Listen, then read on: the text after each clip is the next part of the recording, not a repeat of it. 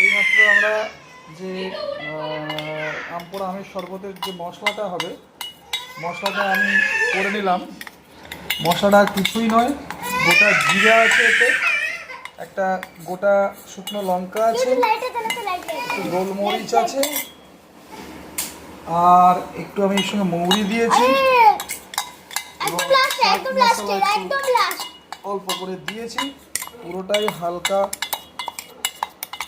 করে সেঁকে নিয়েছি, কড়াতে গরম করে নিয়েছি, তারপরে মিক্সারে দিয়ে সুন্দর গুঁড়ো বানিয়ে নিয়েছি।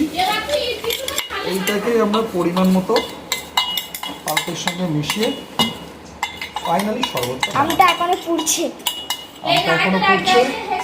আমি এখন ভিডিওটা বন্ধ রাখতে বলবো। আমরা প্রায় শেষ পর্যায়ে চলে এসেছি। সবটা রেডি করে আমি ফাইনাল ভিডিওটা করতে পারবো।